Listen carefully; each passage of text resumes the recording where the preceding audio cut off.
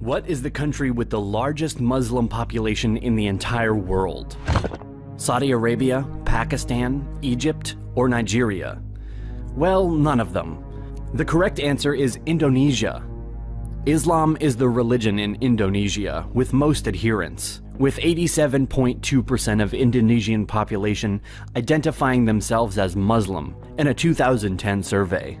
Indonesia has the largest Muslim population in the world, with approximately 220 million Muslims. But looking at the world map and knowing that Islam started in Arabia in the 7th century, from where it expanded to more people, especially in continental North Africa and southwestern Asia, a question just popped up. How did Islam reach this archipelago? How did these away islands become Muslim? Muslim conquests following Muhammad's death led to the creation of the caliphates. These empires expanded quickly and occupied enormous geographical areas. Occupying more and more land, the conversion to Islam was boosted by missionary activities, particularly those of imams. They told the religious teachings to the local people. Due to the rapid military expansion, the new religion expanded too, and the new conquered territories. These early dynasties focused on spreading the new religion, but also they focused on research, economics, and trading. During the Islamic Golden Age, more and more people converted to this religion, including crowned heads, nobles, but also trades and merchants. This resulted in rapid spreading towards the Indian and Atlantic Oceans. Islam influence first came to be felt in the Indian subcontinent during the early 7th century, with the advent of Arab traders. Arab traders used to visit the Malabar region, which was a link between them and the ports of Southeast Asia, to trade even before Islam had been established in Arabia. The Arab merchants and traders became the carriers of the new religion, and they propagated it wherever they went. It was, however, the subsequent expansion of the Muslim conquest in the Indian subcontinent over the next millennia that established Islam in the region. Muslim missionaries played a key role in the spread of Islam in Asia, some missionaries even assuming roles as merchants. They were sent across Asia in all directions under various titles, often as traders. The missionaries were instructed to speak to their potential converts in their own language. Even before Islam was established amongst Indonesian communities, Muslim sailors and traders had often visited the shores of modern Indonesia. Most of these early sailors and merchants arrived from the Abbasid Caliphate's newly established ports of Basra and Dabal. The territory was rich in spices, exotic fruits, and other goods. There is evidence of Arab Muslim traders entering Indonesia as early as the 8th century. But it was not until the 12th or 13th century that the spread of Islam started, then expanded even more due to the adoption by the local rulers and elites. The missionaries came from many territories and regions. Some came here from India, and later from the southern Arabian Peninsula. It is believed that around the 13th century, the religion began to emerge on the northern coast of Sumatra. After this, Islam was further spread by Sufi orders, and finally consolidated by the expansion of the territories of converted rulers and their communities. Not knowing a certain date when the conversion started, and having no clear indication of when Islam first came to the region, we may consider the start around 11th or 12th centuries. The first Muslim gravestone markings date to 1082.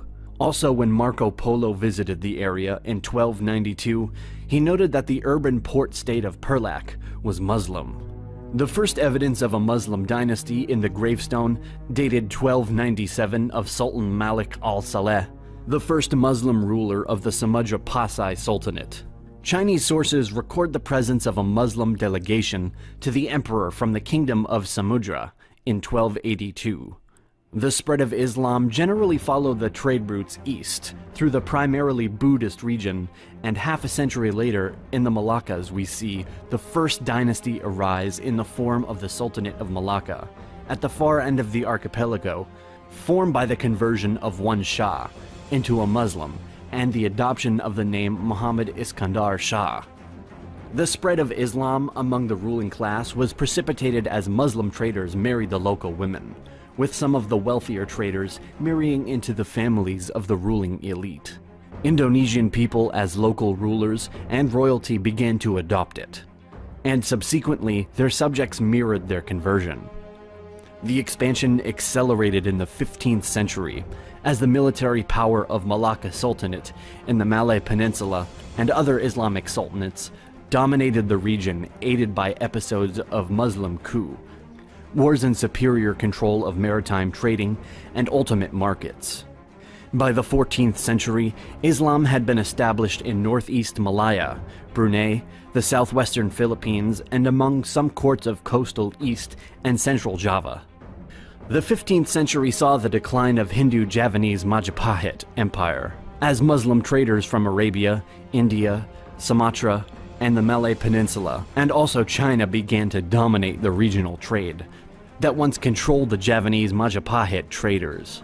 Chinese Ming dynasty provided systematic support to Malacca. Ming Chinese Zhang's voyages is credited for creating Chinese Muslim settlement in Palembang and north coast of Java. Malacca actively encouraged the conversion to Islam in the region, while Ming fleet activity established Chinese Malay Muslim community in northeast coastal Java, thus created a permanent opposition to the Hindus of Java. The expeditions had established Muslim Chinese, Arab, and Malay communities in northern ports of Java. Dominant Muslim kingdoms were more and more present in the archipelago. Indu's historical inhabitants were animists, Hindus, and Buddhists. And in time, many of them accepted the new religion because Muslim merchants and traders disseminated Islamic teachings while trading with local population, and their teachings encouraged proselytizing religion. Hindus and Buddhists don't generally proselytize, and Islam is a monotheistic belief system, and it doesn't allow its followers to believe in another god. Being a Muslim created more privileges, benefits, and favorable terms for the local people than being a non-Muslim.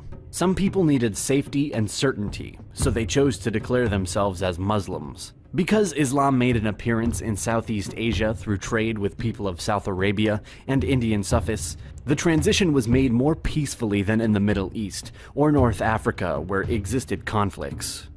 In Indonesia, the process was slower, but was created differently through merchants, elites, and nobles. The presence of monarchy made it easier for the religion to spread among the commoners, just as the presence of Christianity in the monarchy made it easier for the religion to spread in European kingdoms. Meanwhile, in Java Island, the great Hindu Majapahit Empire was collapsing. Some of these new kingdoms were supported by Ming China. Through assimilation related to trade, royal conversions, and conquest, Islam had supplanted Hinduism and Buddhism as the dominant religion of Java and Sumatra by the end of the 16th century. But many cultural and religious habits from the Hindu-Buddhist era were mostly tolerated and even incorporated into Islamic rituals. Islam didn't obliterate the pre-existing culture. Rather, it incorporated and embedded the local customs and non-Islamic elements among rules.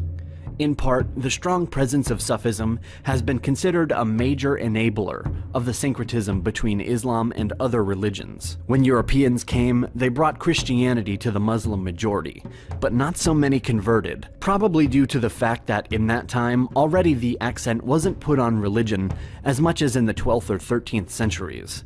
But this is another discussion. Indonesia is a big country, with more than 250 million people from different cultures and ethnicities across thousands of islands. From a religious point of view, Indonesia is not ruled by a single law. Because more than 80% of the population are Muslims, Indonesia can be called as one of the Muslim countries in the world. But Indonesia is not a traditional Islamic one. Their constitution does not specifically base on their religion, and also it contains many values, universal ones, which are also available in Islam as well as in other religions, formulated into what is known as Pancasila, the 5 philosophical pillars of the country. We would like to give special thanks again to CuriosityStream for sponsoring this video. Also, a big thank you to our supporters on Patreon. Thank you so much for watching. See you next time.